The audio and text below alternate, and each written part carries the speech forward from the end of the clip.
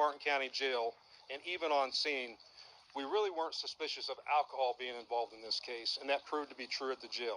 So Mr. Woods did a breathalyzer test, blew triple zeros, but when it came time for us to ask for a urinalysis test, he refused, and so he's been charged with DUI, with property damage, and refusal to submit to a lawful test. In the crash, no one was injured. Mr. Woods did not seem to be injured at all, and the other gentlemen were not injured. But this happened a few hours ago, so I've given you the information that I have right here, right now. So with that, let me kick it to you for questions. I'll answer what I can answer. Just to be clear, they're both going in the same direction. Tiger was coming up behind the guy in the pickup with the truck. So the question is, were they both going the same direction? Yes. Both of them were in the 280 block of South Beach Road, driving northbound. The truck pulling a trailer was trying to slow down and pull over, and Mr. Woods was overtaking him at a high rate of speed before he clipped the back end and rolled his vehicle over on the driver's door. How many times did he roll over? So the question is, how many times did he roll over? The answer is he didn't roll completely over. The truck rolled to the driver's door and then just slid northbound up the road. And again, we'll provide you some photos of that. I know you said you don't know the exact speed. You said high rate of speed twice now. Is there a way just to give us a general idea of how fast? You mentioned before, it's a two-lane road. You can't drive very fast on that road. So the question is, can I give you a general idea of how fast? And the answer is I can't, but I can tell you this, it's a 30-mile-an-hour speed limit. And when I show you the photos, they kind of speak for themselves. You can see where he clipped the back of the trailer. You can see where he rolled. And then as he decelerates, sliding down on the driver's door of the vehicle, you can see that he slid for a pretty decent a space before he came to a stop. Yes, sir.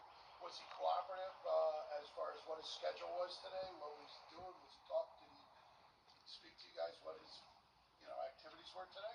So the question was he cooperative with us? The answer was he is cooperative, but he was not trying to incriminate himself. So he was careful in what he said and didn't say. And when it came time again for the test, the urine test at the jail, he stopped that. Let me go back to one thing. There is a Florida state statute that requires us to keep people incarcerated for at least 8 hours post a DUI arrest. So he's in our jail. He will be there for at least 8 hours from 3 o'clock for at least 8 hours, and then he'll be released on bond if he posts bond.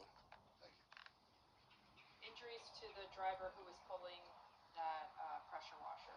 So the question is injuries to the driver pulling the pressure washer. The answer is no injuries to him. He was fine, thankfully. You said that breathalyzer came out with zeros. It was the urine test. The question is breathalyzer was zero, and it's a urine test. The answer is yes. So on scene, we had DRE experts evaluating him, and they believed from on scene that he was not impaired on alcohol. They believed it was some type of medication or drug. And again, at the jail, he cooperated with he cooperated with the breathalyzer, and then the urine he wanted no part of. Is there going to be any testing afterwards? What's the procedure with that to verify if he was under something? So the question will there be any follow-up testing? The answer is no. He has a right to refuse that test. There is a Florida statute which he will be charged with for refusing to take that test, but we will never get definitive results as to what he was impaired on at the time of the crash.